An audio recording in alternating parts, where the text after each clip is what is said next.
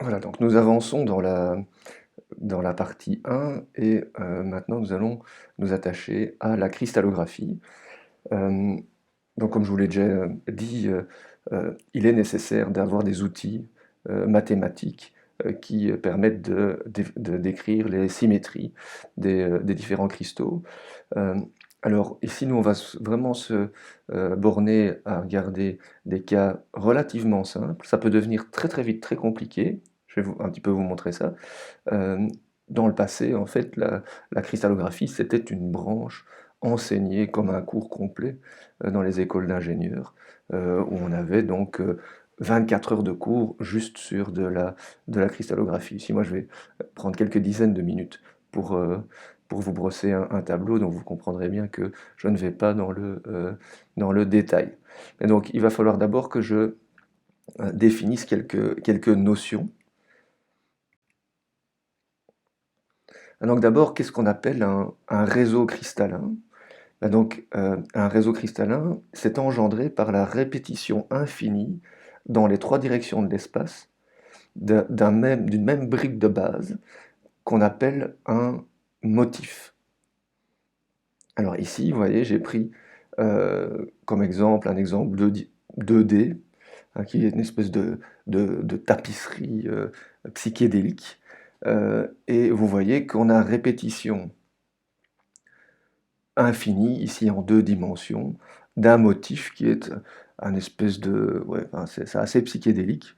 Vous avez le motif là à droite, et en fait, euh, en mettant ces motifs les uns à côté des autres, on engendre euh, tout un plan, et nous ce qu'on va regarder, c'est plutôt des briques tridimensionnelles qui engendrent un cristal en trois dimensions. Ok, à chaque fois qu'on a un motif, on va associer ce qu'on appelle un nœud du réseau. Donc ici, c'est le nœud, c'est le point blanc qui apparaît dans le motif. Et donc à chaque nœud du réseau, j'ai un motif. Alors, nous, on va essentiellement regarder des cristaux où, au nœud, on n'a qu'un seul atome. Si vous vous souvenez de cubique face centrée, cubique centré, hexagonal compact, euh, le, euh, le motif est un atome. En fait, il y a énormément de cristaux pour lesquels ce n'est pas le cas. Vous voyez quelques exemples là où on a euh, pour le CAL4 un motif qui fait 5 atomes, MOL12 ça fait 13 atomes. J'avais touché un mot du diamant en disant que c'était une maille cubique face centrée avec comme motif en fait deux atomes donc avec une liaison entre eux évidemment, qui forment une espèce d'altère. Euh, et donc comme ça le diamant est encore relativement simple. Et donc dès qu'on va dans des matériaux qui ne sont pas des matériaux métalliques, bien souvent dans les céramiques, on tombe euh, dans des symétries qui sont très très très complexes. Donc je disais qu'on allait donner quelques définitions. Euh, et donc ici je vais donner des exemples qui sont encore parfois 2D, mais vous avez bien compris que ce qui fait, euh, ce qui engendre un réseau, c'est la multiplication dans les trois dimensions de l'espace d'un même motif. Ça veut dire qu'on a là une symétrie de translation.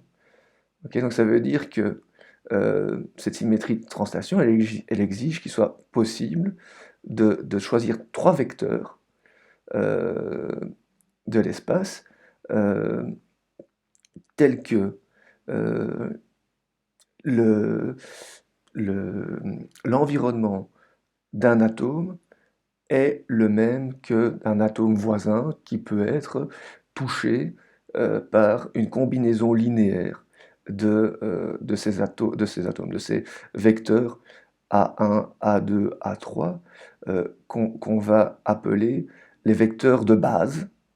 Euh, donc on peut appeler vecteurs unitaires. Et on va faire la différence entre des vecteurs unitaires et des vecteurs primitifs. On dira qu'on a des vecteurs primitifs si l'équation 1 que vous avez là-bas permet en fait d'aller toucher tous les nœuds du réseau. Alors, quand c'est dit comme ça oralement, c'est peut-être un petit peu compliqué à comprendre, mais prenons le, le, le cristal en deux dimensions qui est à droite. Vous avez donc des atomes disposés dans un plan, et je peux définir euh, deux vecteurs de base qui, par exemple, engendrent le parallélogramme A. Hein, donc je prends un côté et l'autre. J'ai comme ça A1 et A2. Mais en fait, je pourrais aussi faire, par exemple, un rectangle E. Hein, et vous voyez que si je répète A, ben, je les mets les uns à la suite des autres, ben, je vais engendrer tout ce plan. Si je, je prends le rectangle E, je vais aussi, en les mettant les uns à la suite des autres, engendrer l'entièreté du plan. Alors maintenant, euh, la question c'est, ben, tiens, est-ce que ces vecteurs de base que j'ai définis sont-ils primitifs ou juste unitaires? Alors vous voyez bien que sur base des vecteurs définissant la maille A, ben, par combinaison linéaire de ces vecteurs, combinaison linéaire mais avec des coefficients entiers, je vais pouvoir aller toucher tous les atomes du plan. Maintenant, si je prends la maille E, j'ai déjà prononcé le mot maille, hein, si je prends le rectangle E, vous voyez que j'ai un atome en plein milieu. Okay, donc j'ai comme vecteur de base un côté du rectangle et le côté perpendiculaire du rectangle, qui forment X et Y. Euh, et vous voyez que ben, E a comme coordonnées dans dans ce repère euh, enfin voilà, ça va être un demi, un demi. Et il est évident que tous les atomes, hein, je veux dire équivalents à E, je ne vais pas pouvoir, sur base de d'un repère qui aurait son origine à un coin du rectangle E, et donc axe Y et X, ils sont les côtés du rectangle, ben, par combinaison linéaire avec des coefficients entiers, je ne vais pas pouvoir engendrer, enfin aller toucher l'intégralité des atomes. Ok, donc la maille A, on va dire que c'est une maille primitive, tandis que la maille E, c'est une maille unitaire. C'est-à-dire que, voilà, que ce soit pour A ou pour E, on engendre l'intégralité de la structure, euh, mais euh, la maille E, je ne peux pas, sur base des vecteurs qui définissent la maille E, je ne peux pas aller toucher l'intégralité des atomes qui forment le plan.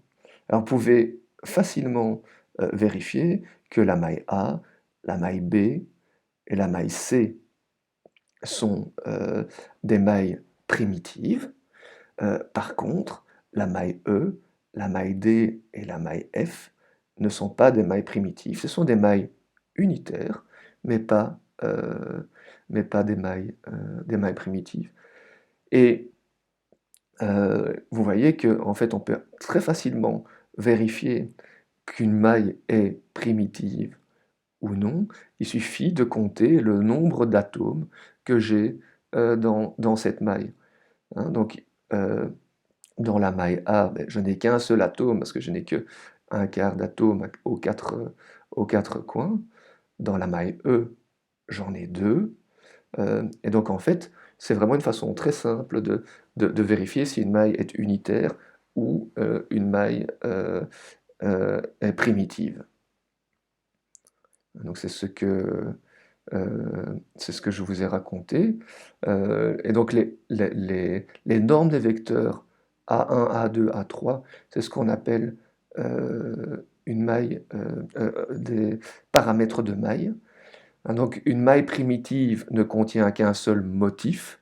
Alors nous ici, comme on va jouer avec des motifs qui ne seront que des atomes, par exemple, une maille primitive ne contient qu'un seul atome. Et donc regardons un petit peu les, euh, les mailles dont on a déjà parlé jusqu'à maintenant. Donc vous avez ici euh, la maille cubique face centrée dont on a discuté, et on avait même calculé le nombre d'atomes que contenait cette maille, et on était arrivé à 4. Donc clairement, la maille cubique face centrée n'est pas une maille primitive, c'est une maille unitaire. Maintenant, je peux dessiner dans cette maille unitaire une maille qui est primitive. Et vous voyez, ça donne un rhomboèdre et qui en fait qui n'est pas utilisé pour la... Donc ce rhomboèdre, si je le multiplie en 3 dimensions, je vais engendrer un cristal dans lequel je vais retrouver cette symétrie cubique face centrée. C'est juste que ce rhomboèdre ne rend pas bien compte de la symétrie. Hein, pratiquement, utiliser la maille cubique face centrée est beaucoup plus parlant et beaucoup plus facile.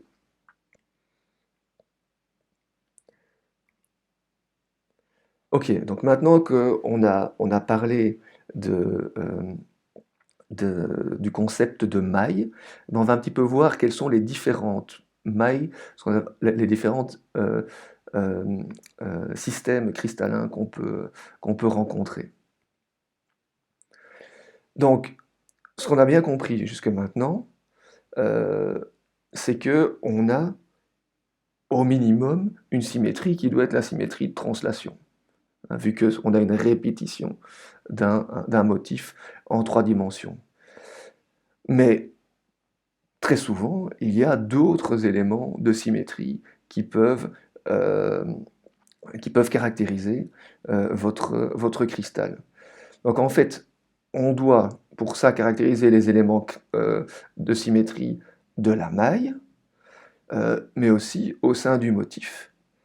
Il peut y avoir des éléments de symétrie. Alors nous, on va jouer avec des motifs qui ne sont que des atomes, et donc ça va simplifier les choses, mais quand on met le tout en même temps, ça devient plus compliqué, et j'en toucherai un bref mot à la fin. Ok, mais donc si on regarde la classification des symétries cristallines pour juste euh, des systèmes cristallins qui n'ont que comme nœud que un atome, on peut, on peut lister les éléments de symétrie qui sont possibles et qui permettent de toujours avoir la symétrie de translation qui est présente. Donc je ne vous demande pas de connaître ça du tout par cœur. Donc vous avez 7 éléments de symétrie, hein, donc translation, réflexion, rotation, inversion. Enfin, je passe tout ça. L'important, c'est ce à quoi on arrive comme résultat. Donc on arrive à 7 systèmes cristallins. Euh, 7 systèmes cristallins qui vont du plus symétrique au moins symétrique.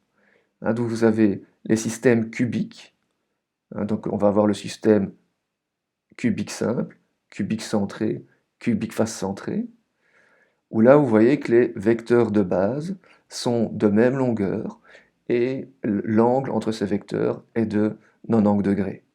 Okay. Dans ces 3 mailles, seule la maille cubique simple, hein, la première, est primitive. Et puis après, progressivement, on perd en symétrie. hein. Vous avez la maille quadratique où là, ben, les angles font encore 90 degrés. Par contre, il y a un des axes dont la norme est différente des deux autres, hein. Donc vous avez comme ça une perte de symétrie jusqu'à arriver au système triclinique dans lequel là, les, euh, les, les longueurs de vecteurs de base ne sont pas les mêmes et les angles sont tous différents et différents de 90 degrés. Ok, donc vous voyez, vous avez 7 systèmes cristallins et au total 14 réseaux qu'on appelle les 14 réseaux de Bravais. Alors, derrière euh, ces 14 réseaux de Bravais, maintenant, euh, on a tout ce qui se passe au motif. Alors, on a pris juste un atome, mais si on prend encore tout ce qui est le nombre de motifs qui sont possibles, et qu'on se dit, ben voilà, il faut au minimum que j'ai une compatibilité entre les éléments de symétrie de mon, de, de la maille et les éléments de symétrie de ce que j'ai euh, au, euh, au nœud du réseau, donc les éléments de symétrie de mon motif, on peut montrer à ce moment-là qu'on arrive à 230 types de mailles différentes. Et c'est en cristallographie, on met au point une façon euh, de décrire ces 230 groupes euh, en, en donnant leurs éléments de symétrie avec une notation tout à fait particulière qui, si je devais expliquer ici, enfin ça prend justement ça prend 24 heures de cours et d'exercice à rentrer là-dedans. Et donc nous, on va essentiellement parler de mailles cubiques.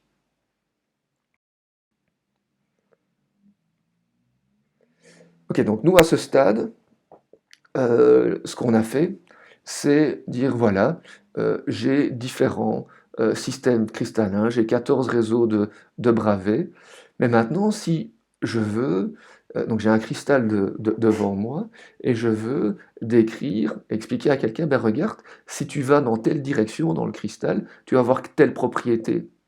Euh, Si tu regardes tel plan, ben là, tu vas avoir le plan le plus dense, par exemple. Mais comment est-ce que je définis un plan et une direction au sein d'un cristal? Donc c'est ce qu'on va voir maintenant. Alors, une direction, c'est très très simple. On va se baser vraiment sur des notations que vous avez toujours vues. C'est de l'algèbre linéaire, des vecteurs. C'est très simple, hein. Donc on va décomposer une direction. Si j'ai euh, trois vecteurs de base A, B, C ou X, Y, Z, eh ben, je vais décrire la direction R comme étant une combinaison linéaire de A, B et C, et je vais utiliser UVW comme étant l'indice de ces directions. Alors, je les note entre crochets, comme ça, quand je parle d'une direction en particulier, et puis alors, entre crochets, mais qui sont là, enfin des accents circonflexes qui ont été tournés de 90 degrés, je reviens plus sur le nom. Là, quand on note ça comme ça, c'est l'ensemble des directions équivalentes. Alors, ça va devenir clair dans quelques secondes, mais quand on dit en cristallographie des directions équivalentes, ça veut dire que quelqu'un qui se balade le long de cette direction euh, rencontre, donc si on a deux directions équivalentes, mais quelqu'un qui se balade le long de ces deux directions, en fait, ne sait pas faire la différence, parce que le paysage qu'il voit, le rythme auquel il rencontre d'autres atomes, les distances avec les atomes voisins, est la même. Ok, et alors, on prend aussi la convention en cristallographie de toujours ramener UVW aux plus petits entiers sans diviseur commun. Alors donc on va voir quelques exemples. Donc ici, dans cette maille, qui est la maille tétragonale, hein, donc vraiment la plus basse symétrie qui puisse exister, et voilà, j'ai là-dedans la direction qui va le long de l'axe A suivant la direction X, hein, et qui a comme longueur le paramètre de maille A, eh ben cette direction, ce sera la direction 1, 0, 0. Hein, et donc l'axe Y, ça 0, 1, 0, l'axe Z 0, 0, 1. Donc ça doit pas du tout vous perturber, c'est vraiment des coordonnées de vecteurs. Ok, donc vous voyez par exemple que la, la- la- le vecteur jaune, eh ben, comme on pourrait croire qu'on va avoir des, des coordonnées qui sont des fractions, mais non, on fait attention à toujours remettre ça de telle façon à avoir des nombres entiers avec pas de diviseur commun, donc la direction euh, jaune va être 1, 2, 0, hein, et pas 1 demi, 1, 0. Alors maintenant, si je prends la direction 1, 0, 0, donc j'ai un cristal qui est tétragonal, hein, donc les angles alpha, bêta, gamma ne font pas 90 degrés, et les longueurs A, B et C sont toutes différentes. Bah, si je regarde la direction 1, 0, 0, quelles seraient les directions équivalentes à la direction 1, 0, 0? Mais là, en fait, je n'en ai qu'une. Ce serait donc je me balade dans la direction 1, 0, 0, je veux dire les x positifs, ou je vais dans les x négatifs, et je vais rencontrer des atomes au même rythme. Par contre, imaginons maintenant que je dise que la direction 0, 0, 1 est une direction équivalente à la direction 1, 0, 0. C'est tout à fait faux parce que là, la distance entre chaque atome que je vais rencontrer va être c alors qu'elle était de A suivant l'axe X. Ok, dans un système dans lequel vous n'avez pas d'éléments de symétrie, eh ben, la seule une direction équivalente à UVW va être moins U, moins V, moins W. Maintenant, si on va vers des systèmes qui sont plus symétriques, telle la structure cubique, là, l'histoire n'est plus la même. Ah, donc ici, j'ai deux cubes et différentes directions qui sont dessinées là-dedans.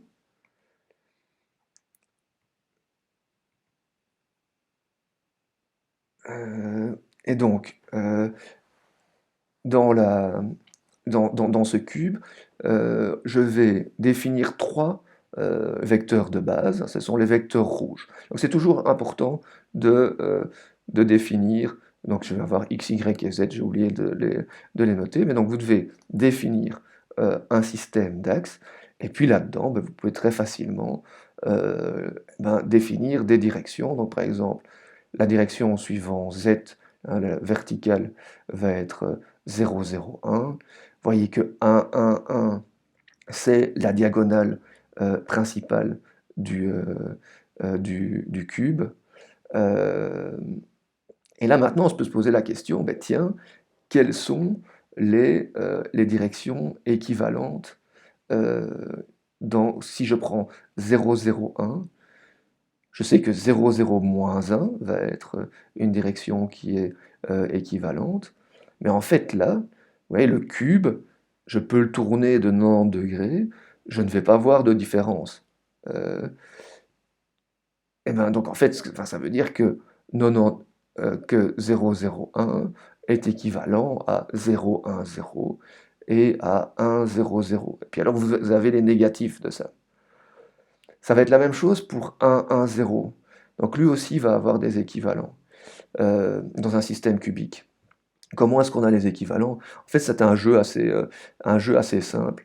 Il suffit, et on en parlera lors des sessions de questions-réponses où on pourra faire ça un petit peu au tableau, enfin au tableau virtuel, hein, on va, on va dire.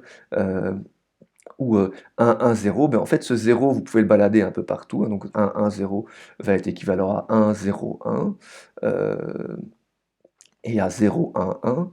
Et puis alors ce que vous pouvez faire, c'est aussi mettre des signes moins. Hein, donc 1, moins 1, 0. Moins, donc si vous aviez 1, 0, 1, vous pouvez aussi avoir 1, 0, moins 1. Et comme ça, vous allez engendrer les différents équivalents. C'est un petit sport qui n'a rien de compliqué, il faut juste le faire, enfin, c'est même pas calmement, mais donc faire ça sur papier. Et alors 1, 1, 1, ben, vous allez avoir 1, 1, 1, et puis alors vous allez aussi, donc vous avez moins 1, moins 1, moins 1, ça c'est clair, mais alors vous avez aussi, vous allez balader un 1, donc moins 1 moins, donc moins 1, ou 1, moins 1 et 1, moins 1. Donc des directions équivalentes à 1, il y en a 4, plus les négatifs de ça. Donc ça fait 8 au total, mais d'habitude, on dit il y en a 4. Ok, donc ça c'était pour les directions. Maintenant, on va parler des plans. Donc, pour définir un plan, il y a une recette que que vous avez là, mais que je vais illustrer directement sur un exemple. Et c'est vraiment important que vous ayez l'habitude de faire ça. Donc voilà, j'ai ma maille et je dessine un plan là-dedans. Et là, la première chose à vérifier, c'est est-ce que ce plan passe par l'origine? Si ça passe par l'origine, c'est pas bon. Vous devez, à ce moment-là, considérer une maille voisine. Hein, donc, vous voyez ici, je, je définis, enfin, je regarde la maille voisine qui est O', Z', X' et Y reste le même. Et donc, maintenant, je vais appliquer ma recette en utilisant mon nouveau système d'axes que j'ai défini dans la maille voisine, de telle façon à ce que ce plan, donc il faut voir qu'il est infini, hein, et ce plan va maintenant ne passe plus par l'origine, et donc on va maintenant regarder, on va appliquer la recette qui consiste à regarder, ben, tiens, où vient couper ce, ce plan, où est-ce qu'il vient couper les axes de mon repère, donc ici x', y, z'. Hein, donc il vient couper ça à un certain multiple des paramètres de maille suivant les directions x, y et z, hein, donc ils sont A, B, C dans le cadre d'un cristal tétragonal. Euh, et donc ici, ce que je vois, c'est que l'axe X ne va pas être coupé par le plan, donc ça veut dire que son intersection est à l'infini. L'axe Y, lui, est coupé en moins B, et l'axe Z' est coupé en C demi. Ok. Donc maintenant, ce que je fais, c'est que j'enlève A, B et C, donc je sais que ces intercepts, ce sont des multiples des paramètres de maille. Donc je me retrouve avec l'infini, moins 1 et 1 demi. La suite de la recette, c'est que je prends l'inverse de ça. Alors, je prends l'inverse de l'infini, j'ai 0. Je prends l'inverse de moins 1, ça me fait moins 1. Je fais l'inverse de 1 demi, ça me donne 2. Alors là, d'habitude, bien souvent, on a des fractions. Et donc là, ce qu'on fait à ce moment-là, c'est qu'on met tout au même dénominateur et on ne garde que les numérateurs. ok? Et puis donc à ce moment-là, on a ici dans cet exemple-ci, il n'y a pas besoin de le faire, puisque euh, vous n'avez pas de fraction. Et donc vous avez un plan qui est le plan 0, moins 1, 2. Et donc vous avez quelques exemples dans les slides, et je pense que vraiment le mieux c'est que vous fassiez ces exercices par vous-même, hein. Donc par exemple, euh, donc vous avez ici, on a défini le système d'axes A, B, C, hein. Vous avez le plan 1 et le plan 2, et le plan 1 et le plan 2 sont parallèles. Et donc vous allez devoir euh, chercher les indices demi-laires. D'habitude, quand je fais ça en live, je sépare l'auditoire en deux, et une partie prend le plan 1, une partie prend le plan 2. Et dans les deux cas, vous avez une, euh, le plan ne passe pas par l'origine. Et donc tout ce que vous devez faire maintenant, c'est regarder l'intersection avec les axes X, Y et Z. Euh, Puis de ça, vous prenez l'inverse, vous mettez au même dénominateur et vous ne gardez que les numérateurs. Faites l'exercice, c'est vraiment simple. Et ce que vous allez voir, c'est que les deux plans ont les mêmes indices demi-laires. Donc ça veut dire que, en fait, quand on donne les indices demi-laires d'un plan, on a aussi tous les plans équivalents qui lui sont parallèles.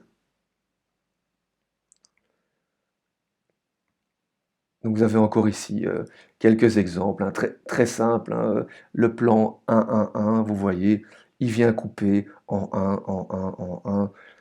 Il est super simple. Euh, donc un plan 1-1-1, ça coupe en 1, en 1, en 1. Alors, vous verrez dans la suite du cours, on va parler souvent de ces plans 1-1-1, parce que si vous vous souvenez bien de la structure de la maille cubique face centrée, ce plan 1-1-1, en fait, c'est les plans denses. C'est ces plans qu'on avait euh, euh, mis les uns sur les autres en faisant les structures A, B, C, A, B, C. Donc ces plans 1-1-1 sont les plans les plus denses. Et on va voir qu'en termes de glissement, de ce qu'on va appeler des dislocations, c'est vraiment très important de savoir quels sont ces plans denses. Et alors, on avait aussi parlé de direction dense. Dans une maille cubique face centrée, vous devez imaginer que vous avez en plus des atomes qui se trouvent au milieu de chaque face. Et donc clairement, la direction suivant laquelle vous avez les atomes qui se touchent, la direction les plus denses, ce sont les diagonales de de ces, euh, des faces, hein. Donc, et les diagonales de ces faces, faites l'exercice, hein, ce sont des directions de type 1, 1, 0. OK? Donc vérifiez ça. Donc si je prends par exemple la diagonale qui est euh, dans dans la face du bas, eh ben, elle va avoir quoi comme, comme, comme indice? Ben donc je viens la mettre à l'origine et je vois que je vais avoir une direction du type 1, moins 1, 0. Donc 1, moins 1, 0 est une direction dense qui se trouve dans le plan 1, 1, 1. Et peut-être certains d'entre vous qui ont déjà eu beaucoup de cours d'algèbre linéaire comme ça le savent déjà, mais en fait, ce qui est très chouette dans les structures cubiques, c'est que quand on a un plan 1, 1, 1, on peut montrer que la normale à ce plan, hein, donc si j'ai un plan ABC, la normale à ce plan ABC a comme direction ABC. Ah, donc la normale au plan 1, 1, 1, c'est la direction 1, 1, 1. Et donc en fait, comme corollaire, c'est qu'on peut très facilement vérifier qu'une euh, qu'une direction est dans un plan, parce que ben, si j'ai les indices de Miller du plan, ben, j'ai les indices de Miller, j'ai la direction qui est perpendiculaire au plan, donc 1, 1, 1, et donc le produit scalaire entre cette normale au plan et toute direction qui est dans le plan doit valoir 0. Ok, donc ici, vous pouvez bien vérifier que la direction 1, moins 1, 0 est bien dans le plan 1, 1, 1, parce que le produit scalaire de 1, moins 1, 0 avec 1, 1, 1 donne 0. Ok, donc là, ici, vous avez à côté le plan 1, 1, 0, donc c'est facile, ça coupe en 1 et puis à l'infini suivant l'axe Z. Euh, 1, 1, 2, donc ça coupe en 1 et en 1 demi, l'axe Z. Donc je reviens ici sur le, le fait que quand on met entre accolades, on parle à ce moment-là d'une famille, tous les plans équivalents. Donc en fait, 1, 1, 1, ben, voilà, vous voyez, si je tourne mon cube et que je viens redéfinir mes axes X, Y et Z, ben, toujours suivant des arêtes mais des autres, ben, voilà, je vais avoir toujours le même. Ces plans vont être équivalents. Et ces plans, ben, c'est 1, 1, 1, 1, moins 1, 1, moins 1, 1, 1, 1, 1, moins 1. Donc on fait juste courir le moins. Quand on commence à avoir des indices qui sont, donc ici 1, 1, 1, ils sont tous les mêmes, ben, 1, 1, 2, ben, non seulement on fait courir le signe moins, mais en plus on peut permuter les 1 et les 2 1 et le 2. Alors imaginez quand vous avez A, B et C, ben, le nombre de, euh, de directions ou de plans équivalents augmentent très fort. Et en fait, on arrive à 24 à ce moment-là. Donc voilà, vous avez encore quelques exercices.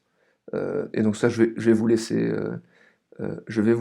laisser faire ça calmement chez vous. Et on pourra débriefer ça lors de nos séances de,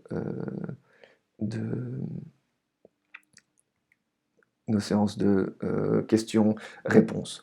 Ok, donc ici, en fait, j'ai décrit toute la cristallo. Donc on est parti des atomes, les liaisons, les amis ensemble, et on a brossé relativement rapidement le cadre de ce qu'on appelle la cristallographie en définissant des éléments importants, hein, qui sont ces mailles unitaires, mailles primitives, comment est-ce qu'on désigne une direction, comment est-ce qu'on désigne un plan, l'idée qu'il y a des éléments de symétrie, donc on va avoir des directions qui sont équivalentes, qu'on peut utiliser vraiment ces indices de Miller comme un outil pour voilà, désigner un plan. Et voilà, quand on dit 1, 1, 1, on sait tous de quoi on cause. Et donc voilà, on a euh, à, à ce moment-ci, bon, on pourrait imaginer qu'on fait un monocristal. Donc on a comme ça un ensemble infini de mailles unitaires euh, que l'on multiplie dans les trois directions de l'espace. Et on créerait comme ça un cristal parfait et infini. Bah, en réalité, le cristal n'est pas parfait, et ce sera l'objet de la capsule suivante, c'est les défauts cristallins.